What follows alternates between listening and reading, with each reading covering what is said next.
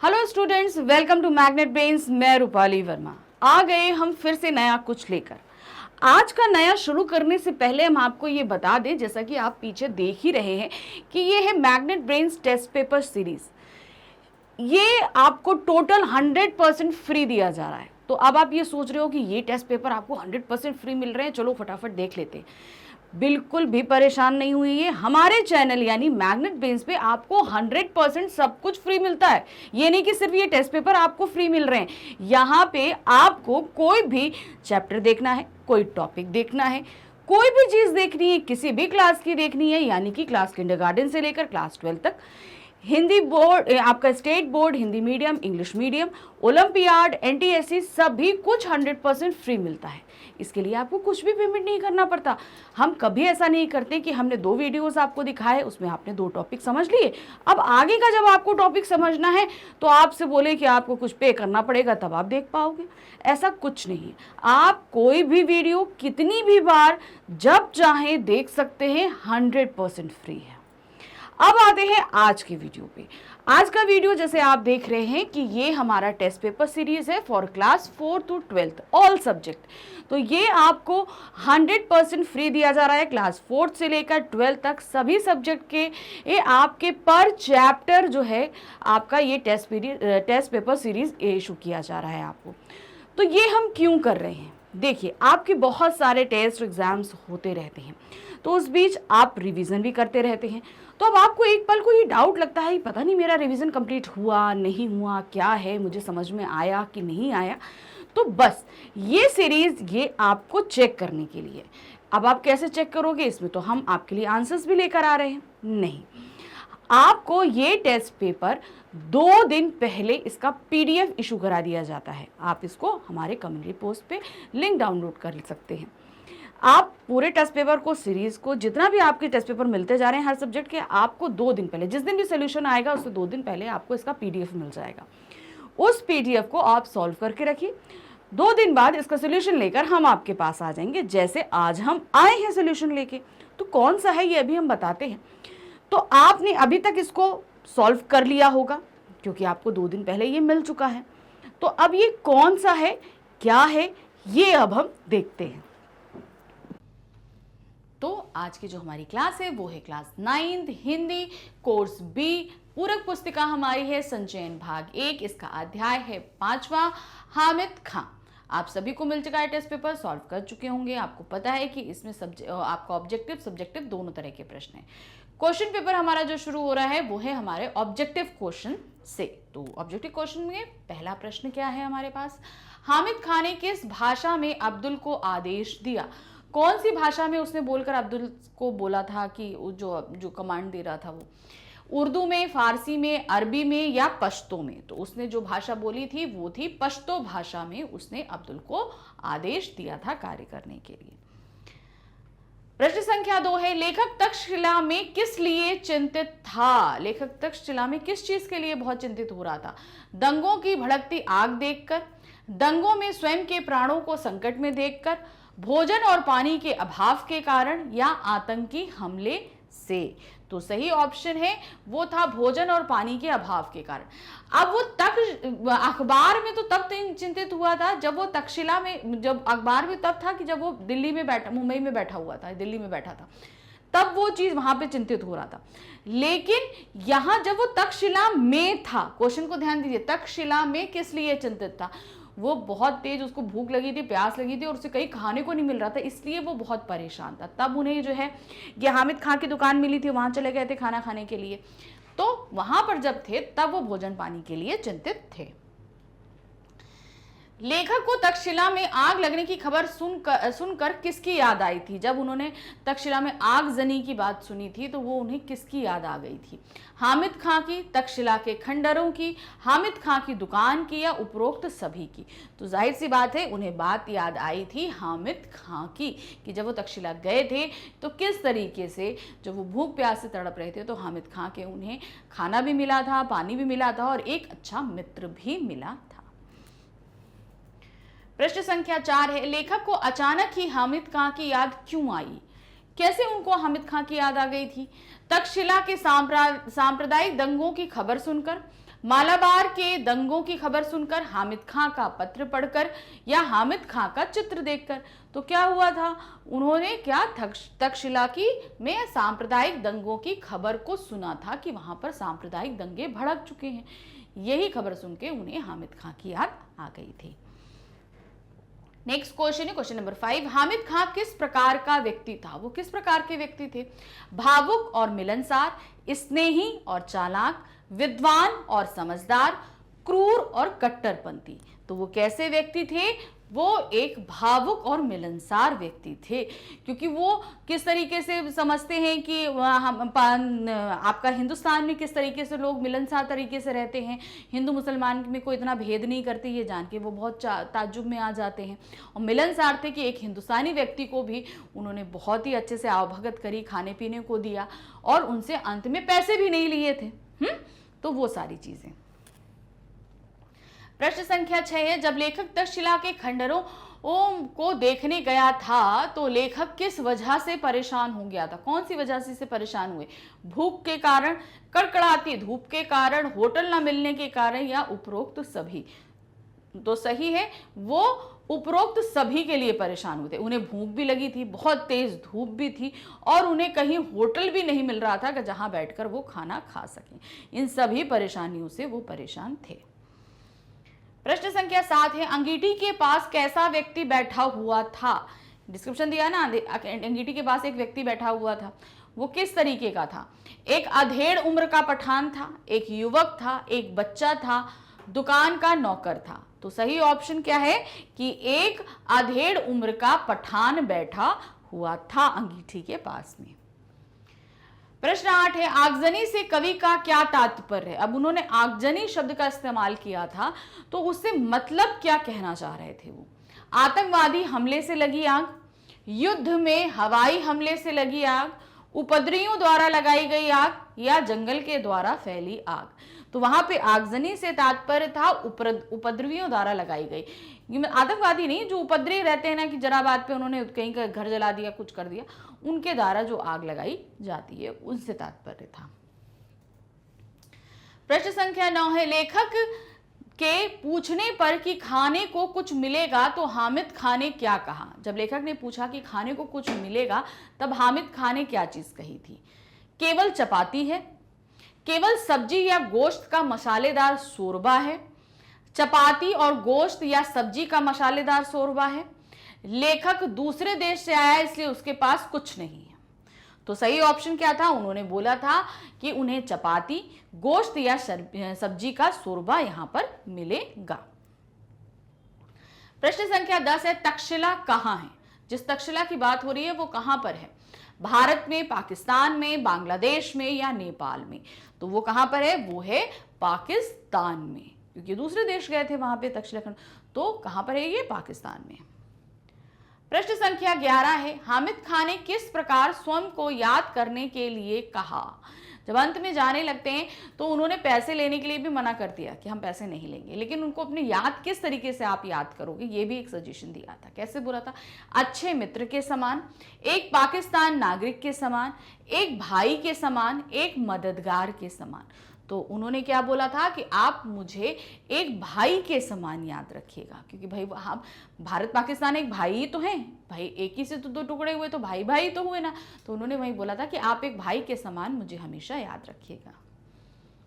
प्रश्न संख्या 12 है, लेखक किस धर्म का था? जो हमारे लेखक थे वो किस धर्म के थे? हिंदू, मुस्लिम, सिख या ईसाई? तो सही ऑप्शन है, हमारे लेखक हिंदू धर्म के थे। प्रश्न संख्या 14 है, हामिद खां लेखक को किस बात पर विश्वास नहीं कर पाया? हामिद खां लेखक की किस बात पर विश्वास नहीं कर पाया था?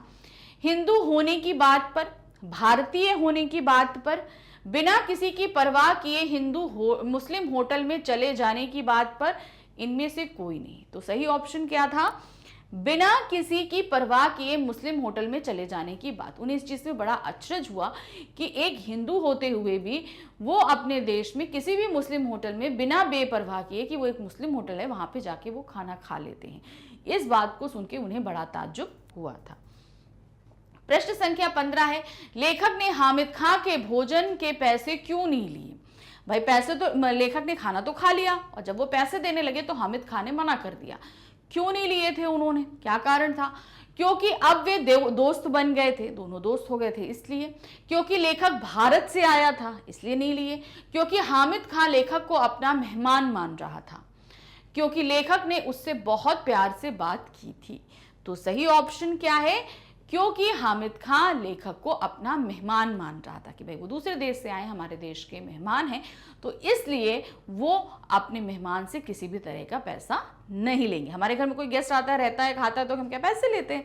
तो उसी तरीके से उन्होंने बोला कि आप हमारे देश के मेहमान हैं, हम आपसे पैसे नहीं लेंगे। तो यहाँ पर प्रश्न संख्या 15 तक हमने पूरा कंप्लीट कर लिया, हमारे बहुविकल्पीय प्रश्न थे। अब हमारे जो आ रहे हैं वो वर्णनात्मक प्रश्न हैं। अब ध्यान से देखना है क्योंकि इसे हमें डिटेलिंग में लिखना है। तो कैसे लिखेंगे देखेंगे। तो पहला प्रश्न जो हमारा आपका जो वर्णनात्मक प्रश्न है और हमारे प्रश्न पत्र का 16वां प्रश्न है, ध्यान दीजिएगा। आगजनी शब्द से क्या तात्पर्य है? आपके विचार से तक्षशिला में आगजनी होने का क्या कारण हो सकता है? लेखक ने आगजनी में हामिद खां की दुकान बची रहने की प्रार्थना ईश्वर से क्यों की? आप लेखक की जगह होते तो क्या करते? अब एक ही प्रश्न में कई सारे प्रश्न पूछे गए, ध्यान रखिए। पहला प्रश्न है आगजनी से क्या तात्पर्य है। दूसरा प्रश्न है आपके विचार से आगजनी होने का क्या कारण हो सकता है। तीसरा प्रश्न है लेखक ने आगजनी में हामिद खां की दुकान बची रहने की प्रार्थना क्यों की। तीसरा प्रश्न है। चौथा प्रश्न है आप लेखक की जगह होते तो क्या करते और क्यों करते। तो मतलब आप तरीके से देख लीजिए, तो 5 प्रश्न हैं, क्या करते फिर क्यों करते। तो 5 प्रश्न पूछे गए हैं, 5 के उत्तर आपको देने हैं। तो चलिए शुरू करते हैं। देखिए, आगजनी शब्द से तात्पर्य आग लगना अर्थात आग लगने की घटना को सामान्यतः आगजनी कहकर संबोधित किया जाता है। तो पहले प्रश्न का उत्तर हो गया। मेरे विचार से तक्षशिला में आगजनी होने का मुख्य कारण सांप्रदायिक दंगे हो सकते हैं।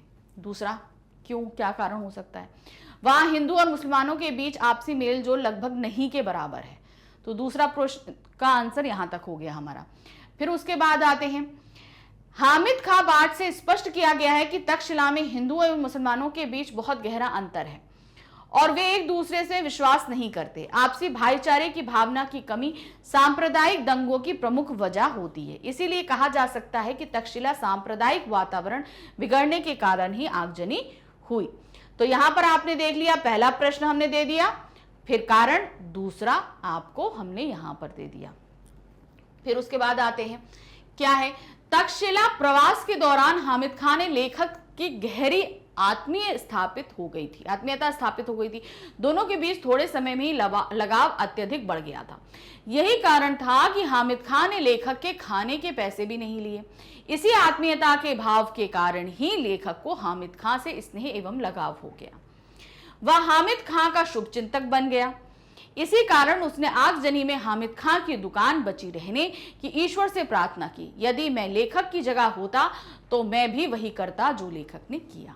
ठीक है, तो यहां पर 2 प्रश्न के उत्तर हमारे और हो गए कि क्यों, मतलब उन्होंने हामिद खां को याद किया, क्यों उन्होंने दुकान बची रहने की प्रार्थना की, और दूसरा आप क्या करते, ये हो गया। अब क्यों करते? वस्तुतः हामिद खां मानवीय प्रेम और आपसी भाईचारे में आस्था रखने वाला व्यक्ति था।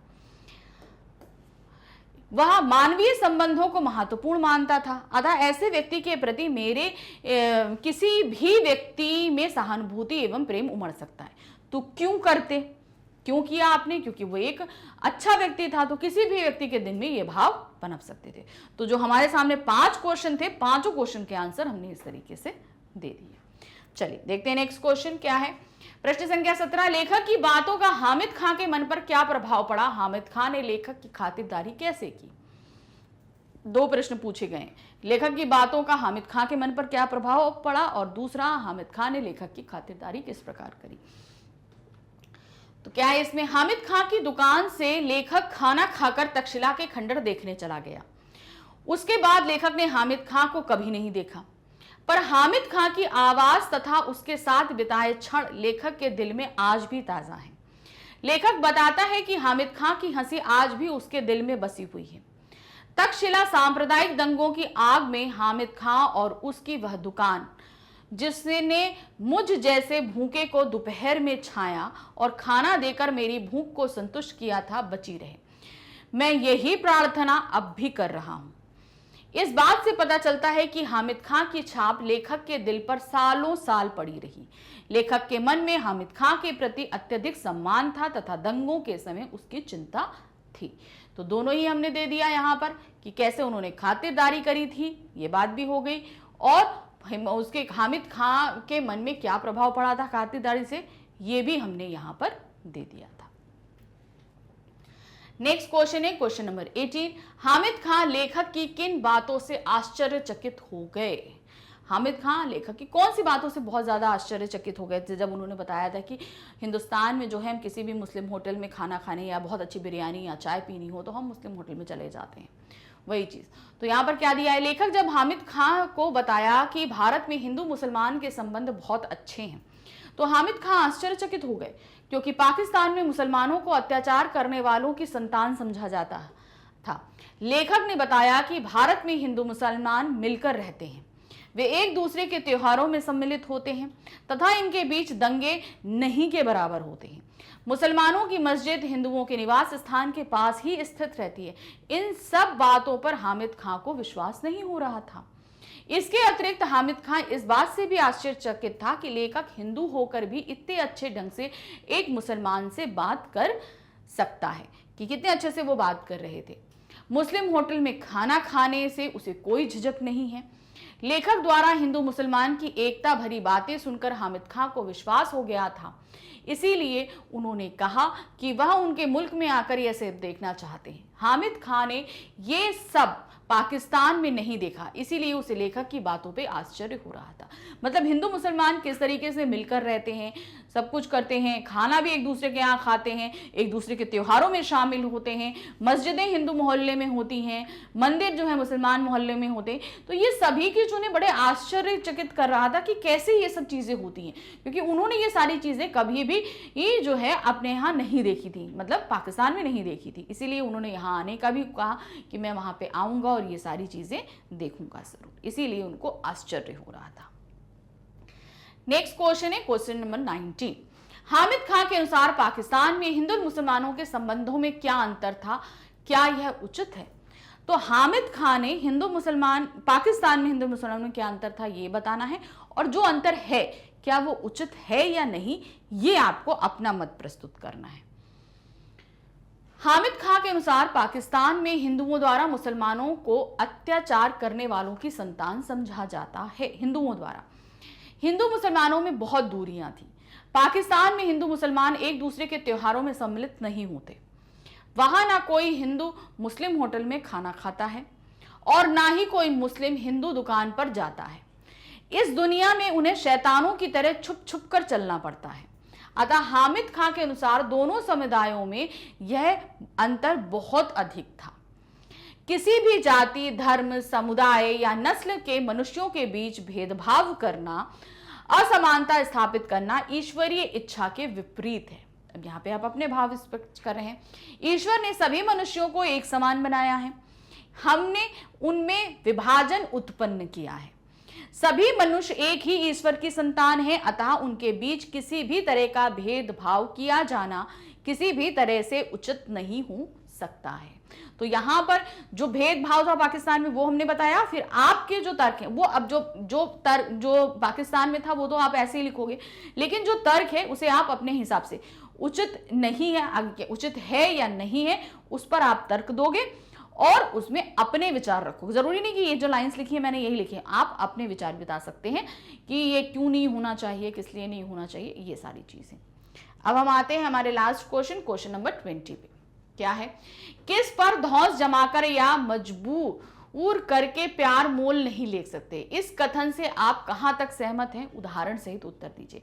यानी कि आप किसी पे धौंस जमाएं, उसे मजबूर करें और बोलें कि तुम मुझे प्यार दो, तो क्या ये कथन से आप सहमत हैं? आपको उदाहरण सहित इसका उत्तर देना है। तो कैसे होगा? अब ये पाठ के हिसाब से, हामिद खां के हिसाब से ही देना है। तो क्या है इसमें?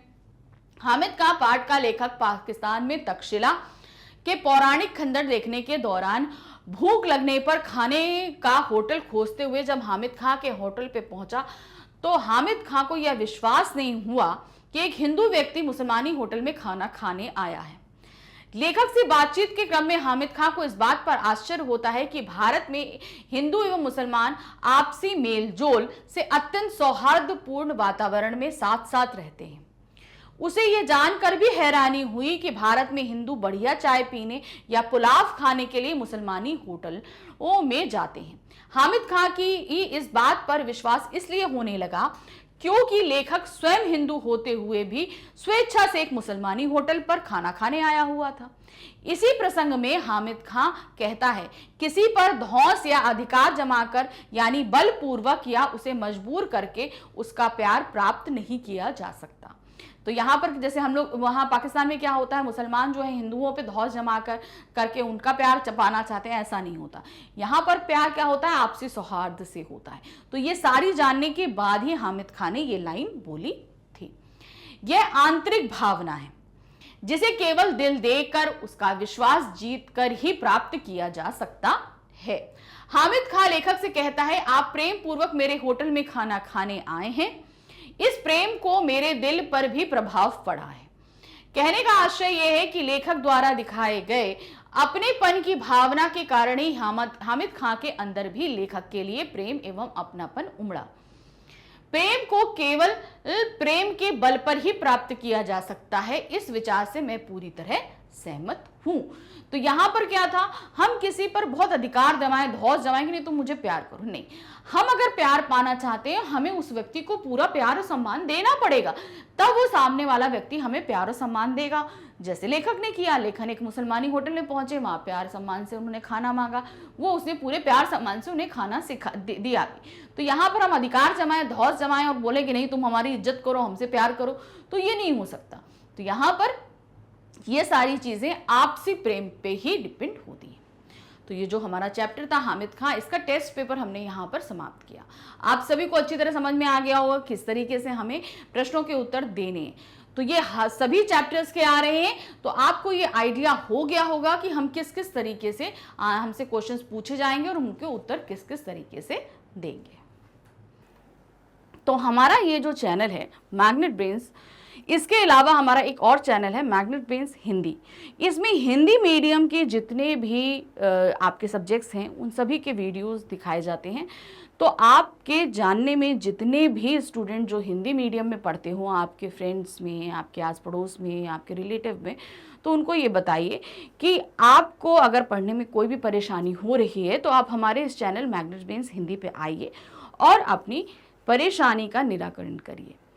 हमारे चैनल पे आपको सारा कंटेंट, सिर्फ हमारे ही चैनल यानी मैग्नेट ब्रेन्स पे ही नहीं, मैग्नेट ब्रेन्स हिंदी पे भी आपको सारा ही कंटेंट टोटली अरेंज्ड मिलेगा। कहने का मतलब ये है कि जैसे हम लोग अपनी बुक्स उठाते हैं, उनमें हम देखते हैं कि एक चैप्टर के बाद दूसरा चैप्टर ओपन देखते हैं, तो एक से एक कनेक्टेड टॉपिक से हमें हर एक चीज़ मिल जाती है ईजिली।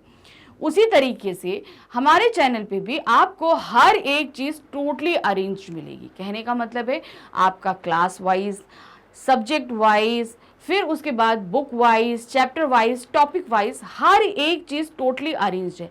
आप एक टॉपिक देखेंगे तो दूसरा टॉपिक ढूंढने के लिए आपको इधर से उधर नहीं जाना पड़ेगा, तुरंत उसके बाद प्लेलिस्ट में उससे रिलेटेड टॉपिक नेक्स्ट है। जैसे आपकी बुक में नेक्स्ट टॉपिक वो है, उसी तरीके से हमारा भी वीडियो एक के बाद दूसरा अरेंज्ड है। तो आपको इसके लिए बिल्कुल भी परेशान होने की ज़रूरत नहीं पड़ेगी, हमने एक टॉपिक पढ़ लिया, दूसरा टॉपिक पढ़ने हम कहाँ पे जाएं। इसीलिए हमारे चैनल के साथ बने रहिए, क्योंकि हम आपको बहुत ही अच्छे तरीके से समझते हैं, आपकी परेशानियों को समझते हैं, कहाँ कहाँ आपको परेशानी आती है।